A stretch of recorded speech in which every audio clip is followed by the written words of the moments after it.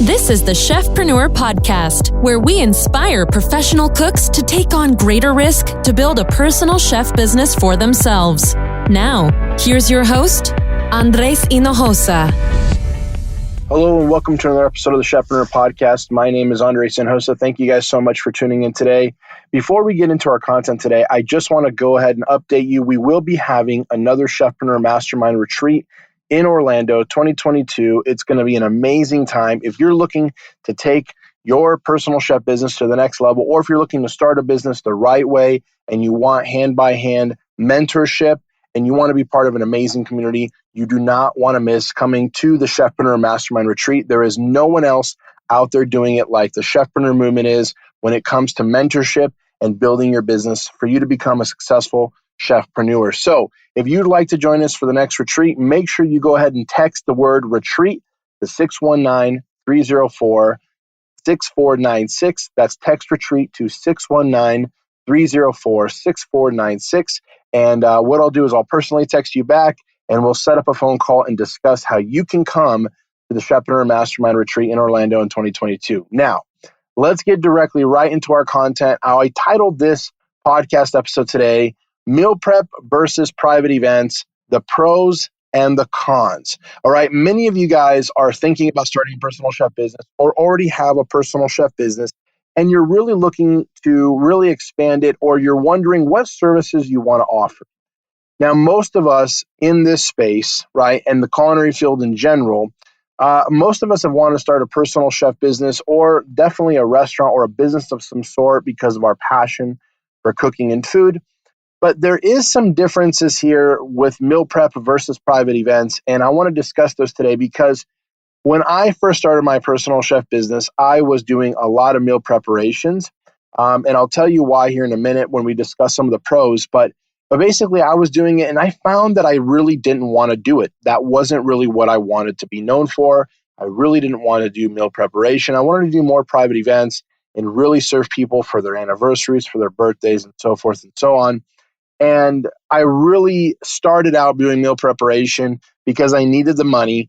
And then I transitioned into doing private events. And so I was thinking about it and I was like, you know what? I really want to do a podcast on this because many of you guys might be asking yourself, I really want to be a personal chef, but I don't know. Am I doing some catering? What if someone wants meal prep? What about meal delivery? I want to answer those questions for you guys today and really give you what I believe are the pros and cons of each. And why I want to give you this is because I really want you to feel like you're confident in your services, to make sure that you're starting off on the right foot and you're really getting down to it and realizing what it is that you want to do. Because if you are doing things that you don't want to do, I always say this, what's worse than having a JOB just over broke job is owning a JOB just over broke job, right? So we don't want you to feel like in your own business, you're doing something you don't want to do. You should be doing what you love to do in your own business. So without further ado, let's dive in to meal preparation, pros and cons. I'm going to start with meal prep first, right? So like I said, when I first started my personal chef business, I was definitely doing meal preparations. That was really what I started doing. In fact, my first clients were for meal preparation services. And it really, again, it started to become, I was excited and I was making, decent money. I was undercharging because I just started my personal chef business and there wasn't like anything like the Chefpreneur movement around for me to help me out. And I was undercharging, but, I was happy. It was fun. What I was doing was I was actually serving a really awesome couple that are become very good friends of mine, even though they were my first clients. And basically, I would go to their house. I would make 5 dinners, 4 portions each. I'd put them in these glass containers, these Pyrex containers, label them, store them for them, clean up the entire kitchen. So the whole process took me about 4 hours to actually cook and clean and prep and do all that stuff. And then label all the food and make it cool down and all that stuff. So it really wasn't a lot of time on it, but it wasn't really what I wanted to do, right? Because I had the limitations. So I'm going to tell you what I believe the pros are. Now, I want to start with, maybe you guys don't know what meal preparation is. So again, I kind of just described it. You go to a client's home, you go there, you bring your ingredients, you cook everything. Usually you store it in containers for them to reheat later with either reheat instructions or something like that, right? You label the meals, you put them in the fridge, you put them in the freezer, depending on what you make, and you clean up and you go home. So they have meals for throughout the week, right? Now, meal delivery service is very similar to this, except for You're not going to the client's home to cook it. Usually you have an off-site commercial kitchen that you're prepping all these meals and then you're delivering it. And that's a whole nother thing. I don't even teach that because meal delivery, even though there's some similarities, there's also a lot of differences. You have to have a commercial kitchen. A lot of times you have to have your own licensing and different licensing. With meal preparation services and personal chef services, you don't need any licensing to get started. You basically just need some insurance, DBA, and a business license to get this business going, which again, I talk about in my other episodes of my podcast. So go back. And if you're looking to really how to start a personal chef business, I do have some amazing content for you with that. But one of the biggest pros about having meal prep services or offering meal preparation services is the consistency in the income. And what do I mean by that? Well, most families or couples or clients that are hiring you to come on a weekly basis or bi-weekly basis to serve them meals, they start getting accustomed to you. They want that service every week, every other week.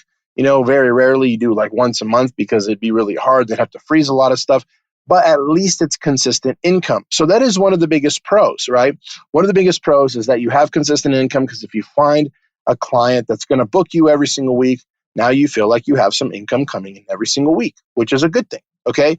Now, another pro about it is most of the time you can kind of do things at your own pace and you can usually go meal prep in the morning at clients' homes instead of being away for dinner, because a lot of times for private events, which we'll talk about here in a minute, a lot of those private events take place, of course, for dinner time.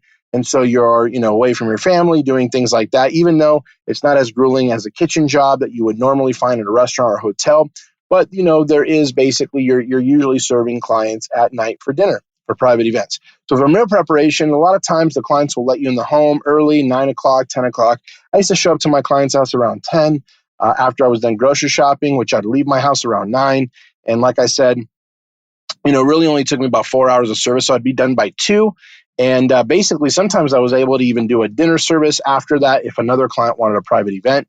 But that was kind of down the road when I felt like a little bit more experienced and a little bit more confident in my personal chef services. But again, one of the biggest pros, consistent income. Second pro is definitely the schedule side of it. You're able to usually go there and you're usually not obviously waiting on anybody. So it's a little bit more of a casual experience.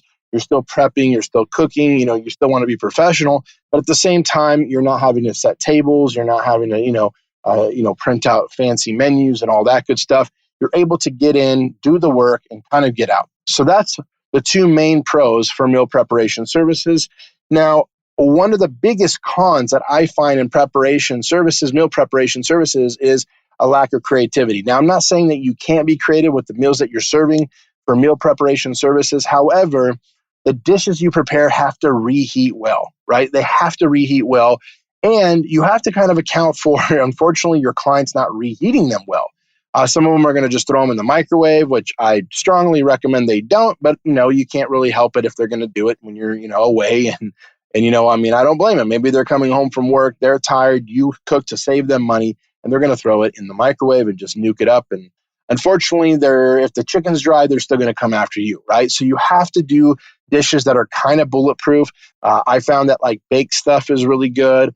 Definitely like rices and quinoas and beans and things like that really are good. Braised meats are really good, like short ribs, or if you did like pot roast or something like that. If you were going to do chicken, I strongly suggest, dark meat, things like that. So that it doesn't become dry when they go to reheat it. And so that's one of the biggest cons. The other con is, it's even though it's consistent income, it's very static income, right? So realistically, you're charging your rate and you're coming in and you're going to make that, which is great. A lot of times the clients don't tip you. There's not additional ways that you're making, I guess you would say, earning more money because you can earn a lot more money doing private events. Okay. So let's recap let's recap the pros of meal preparation services. Again, consistent income. 2, you can really kind of set a little bit more hours in the morning and really kind of go and cook for your client in the morning and then feel like you're done for the day. Then the biggest cons I found is lack of creativity, as well as, kind of recipe curation, as you will, or preparation, because again, when the recipes are not reheating well, it can limit your options and limit your creativity because you're trying to figure out recipes that work really, really well to be reheated by your clients. Hopefully not in the microwave, but let's be honest, probably in the microwave. And then another con is there's a limit potential on the income because really it's just a static service that you're charging, plus the cost of groceries like I teach. And so again, it's consistent, but at the same time, there's not a lot of room to really make good money on that one day. All right, so those are the pros and cons of meal preparation services, in my opinion. Now let's talk about the private event side. Private events, again, are private events that you go and you cook usually a one-time thing for a client, whether it's a lunch, a dinner, sometimes even a breakfast. But most of the time, probably 85% of the time, it's going to be a dinner. And you're doing it for usually a special occasion, right? You're usually doing it for an anniversary, a birthday, a wedding, a bachelorette party, something along those lines, right? Something special that someone is celebrating. In my personal chef business, we do quite a bit of family kind of coming in on vacation, but a lot of them have to do with birthdays and anniversaries. And here in San Diego, usually in the summertime, it's popping off with bachelor parties and bachelorette parties. So a lot of those are the special occasions we deal with. Now, I no longer do meal preparation services in my business. I only focus on private events.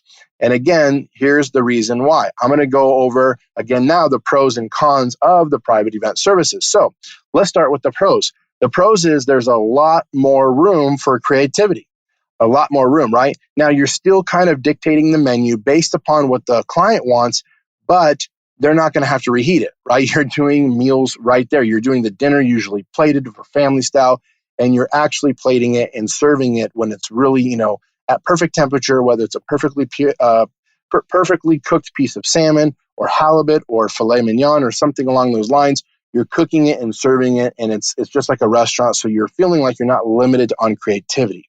All right, so that's a huge one for me, and that's actually one of the biggest reasons why I didn't really like meal prep. I wanted to explore and have more creativity in my food and give them more of an upscale dining experience, and that's why I really loved private events. Now, another pro is definitely the income, because most of the time when you're doing a special occasion, just like when someone was going to go out to a restaurant, they're going out for a special occasion, they're going to drop some more money, they're going to tip, they're going to do all the things that they do. And you're charging, again, I teach that you charge by the person plus the cost of groceries. And so when you go there, you're getting your service fee, per person. So if there's 10 people, you're making good money. If you're charging $100 a person plus groceries, you just made $1,000. And a lot of times, again, they even tip you on top of that. So the earning potential is much, much bigger. And I'd say a third pro that I love about private events is there's a lot more guest interaction. Because you're there, you're serving them for a special occasion, you're able to interact with them better. And I love that because I love people. And so I love to just be around them and kind of converse with them and really build a strong relationship. Okay, so those are my three biggest pros to private events. Now, what are some of the cons? Again, a con is kind of one of the opposites would be that it's not consistent, even though I teach and it's very consistent in my business now, which again, I could teach you.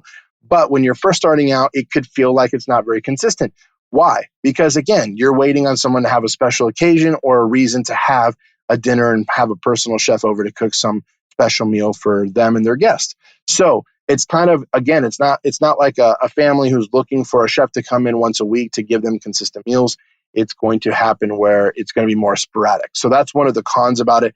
Another con as well is that, again, you're more on the client's time. You're not on your own schedule. If they want to eat, sometimes I've had Europeans come over and they eat really late. So they want to eat like first course at 9 p.m. It's like, but you're on their schedule. You're there to serve them, and that's what you're doing. So sometimes you do get out a little bit later, and obviously you're on their time. Now, honestly, that's not a big deal for me because I love serving people. I love conversing with people, but it is a con if you're looking for kind of the way that you're going to be able to, still have certain nights off and things like that as your business grows. But again, I would rather work for myself than work for any restaurant or hotel, right? And doing what I love, right? So those are basically the meal prep pros and cons and the private events pros and cons. And I really hope that this podcast really helped you to start to decipher what you want to offer in your personal chef business as you build it. And again, we're here to help you do that as best as we can. We love bringing you the best content to start a personal chef business, or as we say, to become a chefpreneur. Hey guys, I hope you enjoyed this podcast episode. Once again, if you're interested in coming to our Chefpreneur Mastermind Retreat, we'd love to have you. It's going to be in Orlando next year, 2022. Tickets are already on sale. We already actually have, as I'm recording this podcast, half the tickets sold out.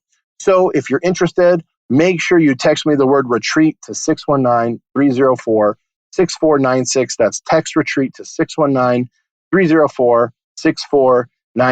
Also, make sure you go to YouTube, subscribe to our YouTube channel, as well as subscribe to anywhere you're digesting this podcast and this content. Again, we want you to be the first in line to know when we put out a new episode to help you guys build your personal chef business. Again, I love you guys all. This is Andre Sinhosa signing out, and I will talk to you next week. Take care.